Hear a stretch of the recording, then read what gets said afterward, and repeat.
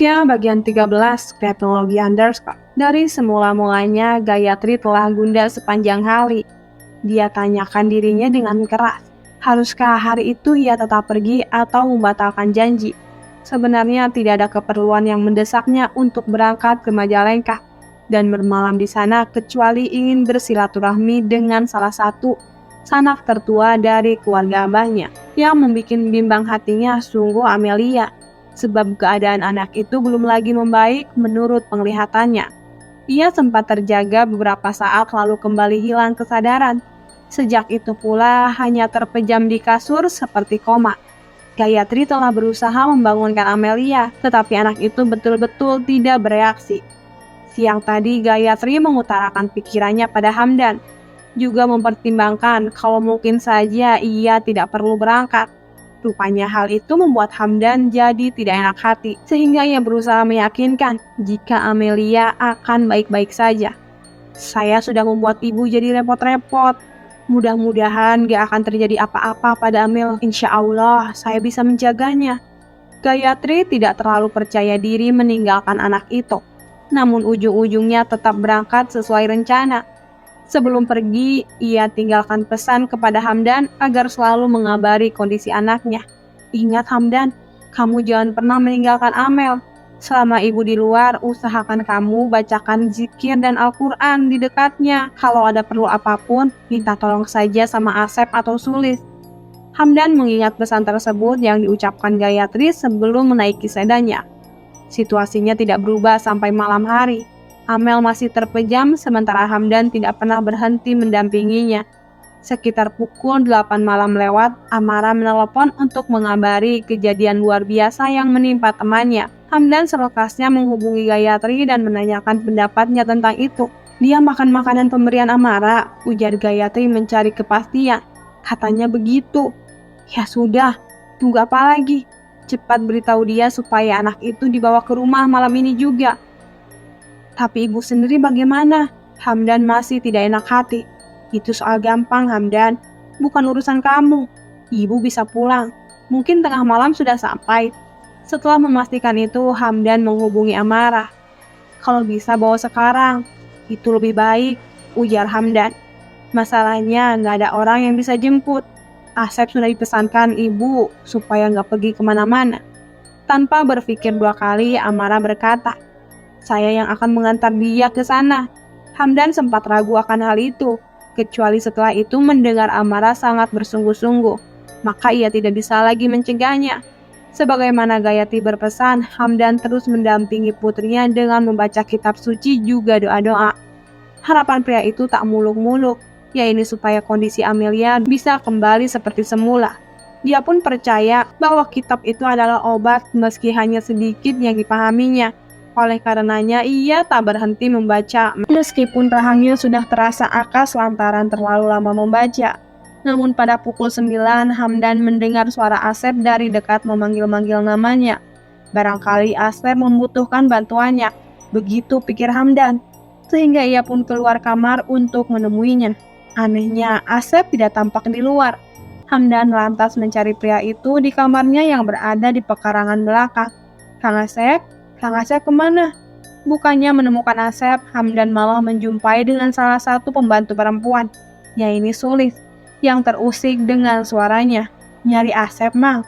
Nyaring Sulis dari kamar papiliun yang berseberangan. Iya, Kang Asep kemana ya? Lagi kandang sapi, baru saja jalan, mau saya panggilkan. Pada saat itu Hamdan baru mengerti, tidak semestinya ia meninggalkan Amelia dengan alasan apapun. Gayatri sudah berpesan, tetapi ia malah tidak amanah menjaga pesan tersebut. Suara yang memanggil-manggil namanya sebelumnya itu mungkin saja hanya suara jin yang berusaha mengocehnya. Dan ia sangat yakin kali ini dirinya sudah tertipu. Tolong telepon Asep sekarang, gusar Hamdan seraya pergi dengan terburu. Rasa cemas seketika mengepung batinnya kecuali ia mendapatkan putrinya seperti semula. Akan tetapi yang terjadi justru sebaliknya.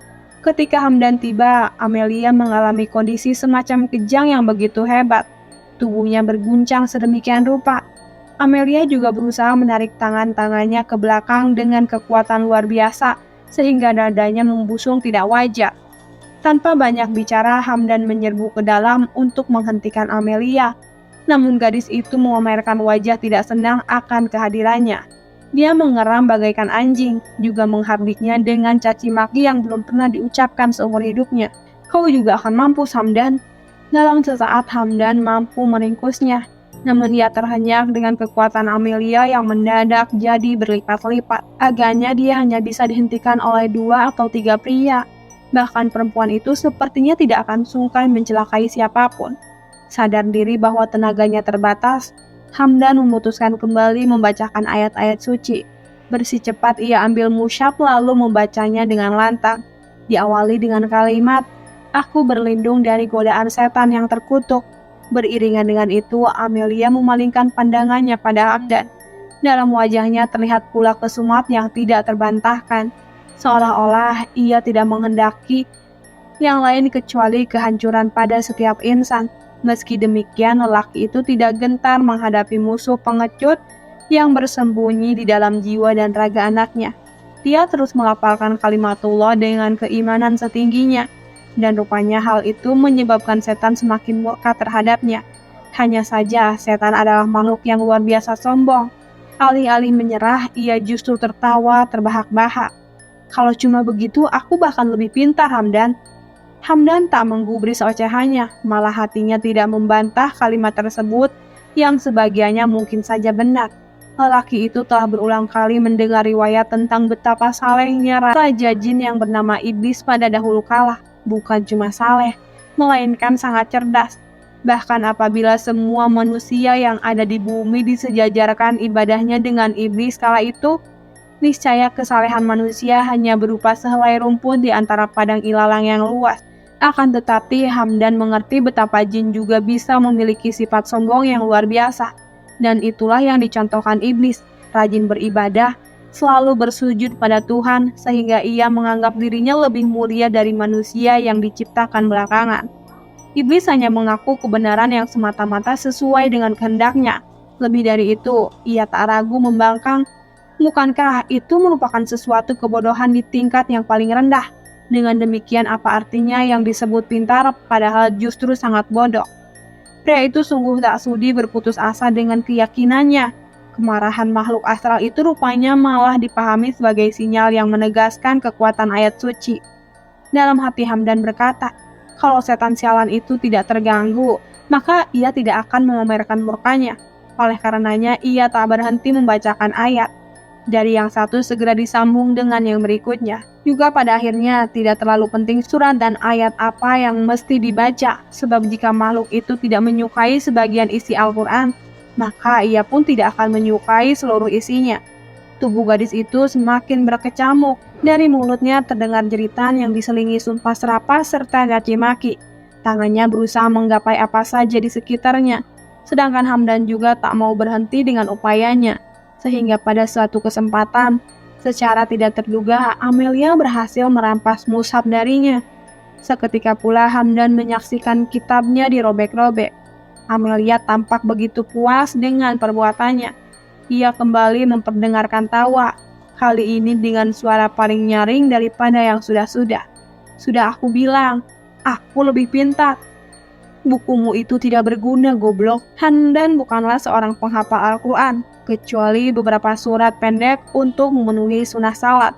Tetapi lelaki itu pantang menyerah, sebab ia pun pernah mendengar bahwasanya sejati-jatinya Al-Quran adalah Al-Fatihah, induk dari segalanya yang termasuk dalam kitab tersebut. Selain itu ia mengerti, sekurang-kurangnya membaca 3 surat terakhir sama dengan membaca seluruh surat. Maka dengan keyakinan yang sama, ia tak berhenti memerangi jin jahat dalam tubuh anaknya. "Aku juga hafal kalau cuma begitu." Amelia kemudian meludahi Hamdan berulang kali, lalu mengumpat, bersumpah serapah, ketawa gelak-gelak, bahkan menghardik ayat-ayat itu dengan umpatan yang membangkitkan kesumat. Adakah Hamdan terpengaruh dan putus asa setelah itu semua? Nyatanya tidak.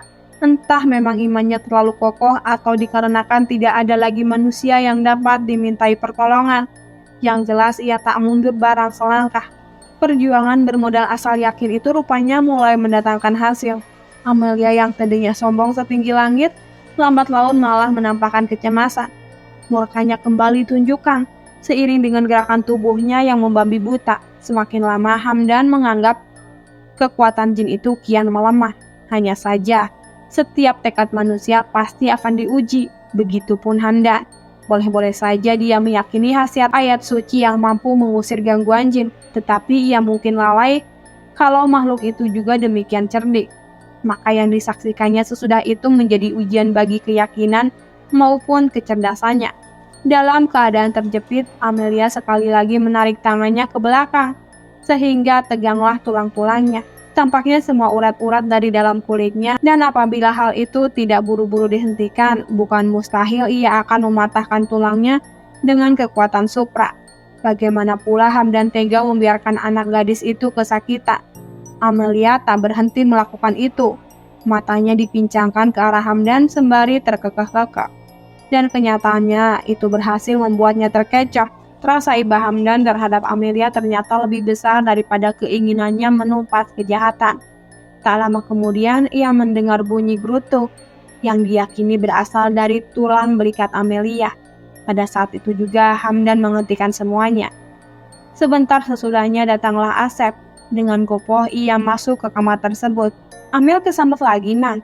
Hamdan cepat mengangguk, lalu meminta bantuan untuk menahan anak itu agar tidak lagi mengamuk. Dikarenakan apa yang serba terbatas, Asep segera mengambil tali tambang untuk mengikat gadis itu. Hamdan tak punya pilihan lain. Menurutnya itu lebih baik daripada membiarkan setan mencelakai tubuh anaknya. Tenaga dua pria rupanya mampu menjinakkan kekuatan wanita itu. Ia hanya meronta sedemikian rupa ketika pergelangan tangannya diikatkan satu sama lain. Kemudian begitu pula kaki dan tubuhnya. Hamdan hanya berharap Gayatri secepatnya tiba. Antara sebentar, kedengaran bunyi mesin mobil di luar. "Ibu sudah sampai?" tanya Hamdan. "Sepertinya orang lain." "Itu lain suaranya." Hamdan segera tahu siapa yang datang. Ia pun minta tolong pada Asep agar membukakan pintu untuk mereka. Dan lelaki itu langsung memberitahu perkara yang barusan terjadi. Karuan saja Amara mendadak cemas. Ia bertanya, "Bu Gayatri sudah pulang?" "Belum, katanya baru akan pulang jam 11 dari Majalengka."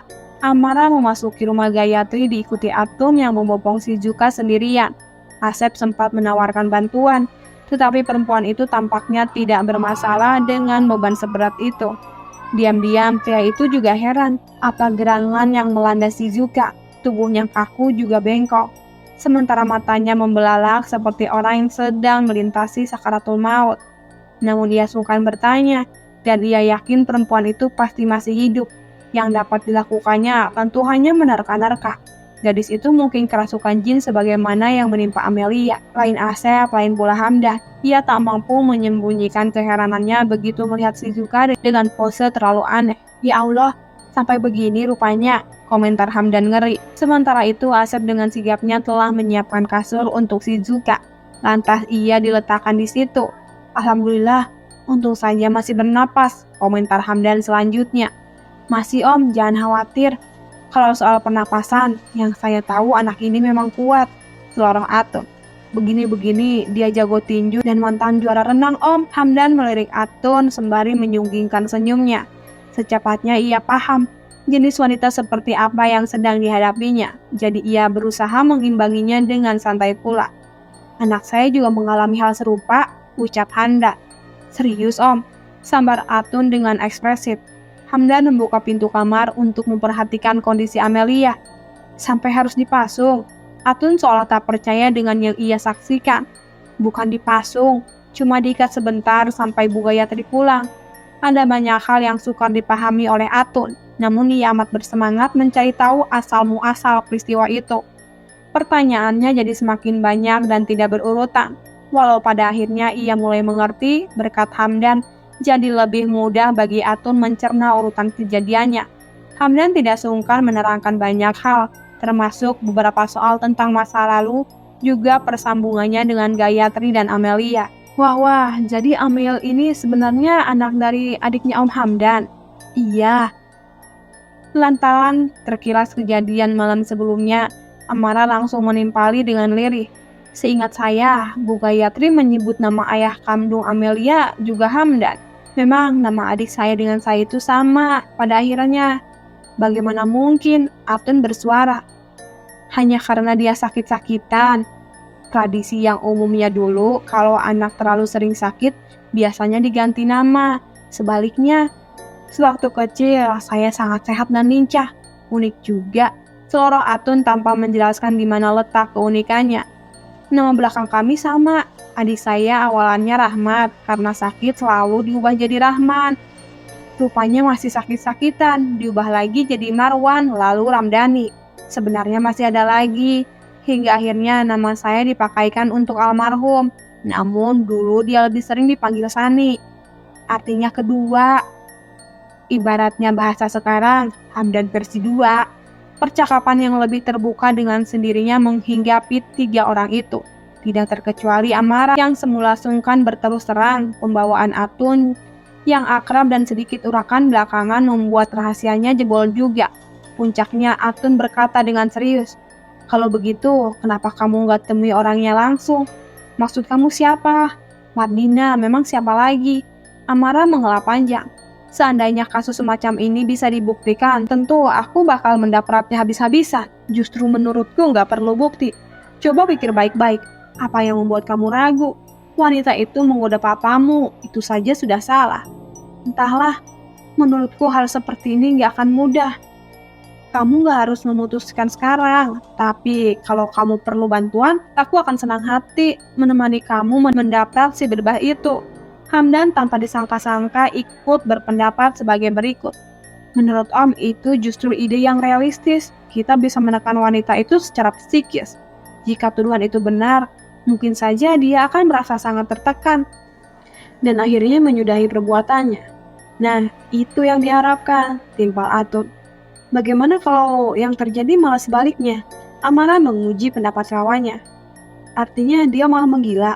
Bukankah itu juga kemungkinan yang harus dipikirkan? Alih-alih mempertahankan argumen, rupanya Hamdan lebih suka mengubah pendapatnya dalam sekejap. "Benar juga, kita harus melihat ke sana. Orang yang mendatangi dukun dulu saja sebenarnya sudah nggak waras otaknya.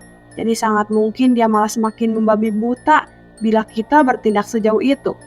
Sesudah itu Amara melihat cara lain yang agaknya lebih realistis. Ia tak sungkan berpendapat, "Asal sebaiknya aku datangi saja dukunnya." Itu benar, seorang Atun tak tertahankan lagi. "Kamu tahu di mana tinggalnya dukun santet itu?" "Aku tahu, tapi nggak terlalu yakin." Hamdan langsung menimpal dengan bisik-bisik. "Sepertinya itu bisa dilakukan dengan mediasi." Atun buru-buru menggugat. "Mediasi dengan siapa? Memangnya ini sengketa atau apa?" "Maksudnya berkomunikasi dengan jin, mengajak dia bicara." "Om akan meminta tolong Bu Gayatri untuk memaksanya bicara. Apakah dia bisa dipercaya?"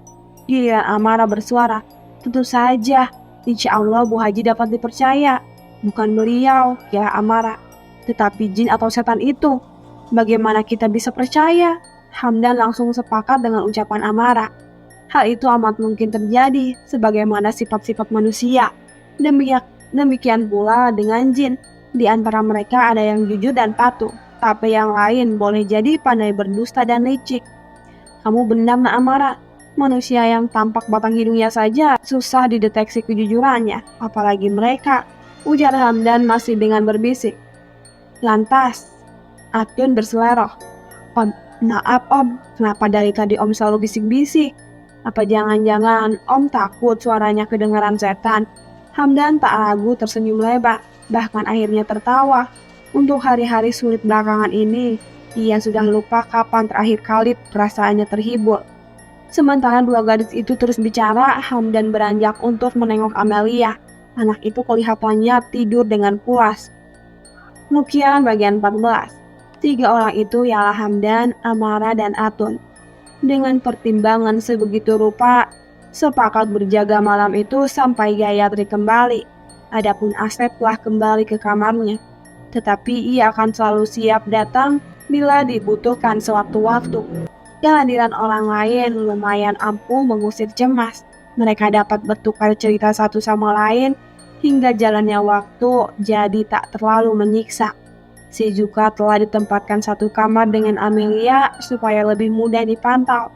Untunglah kamar itu luasnya tidak ketulungan, seperti umumnya kamar-kamar hartawan zaman dulu. Diisi dengan 8 orang pun belum menjadi ruangan itu sempit dan pengap.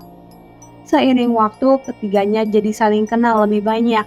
Ada benarnya anggapan bahwa kesulitan dan tujuan bersama bisa menumbuhkan empati satu dengan yang lain. Mereka jadi mudah sekali akrab, seperti pembicaraan para penumpang di bangku kereta jarak jauh yang seolah-olah telah bersahabat sejak lama. Dan mereka semua punya kesusahan juga tujuan yang serupa.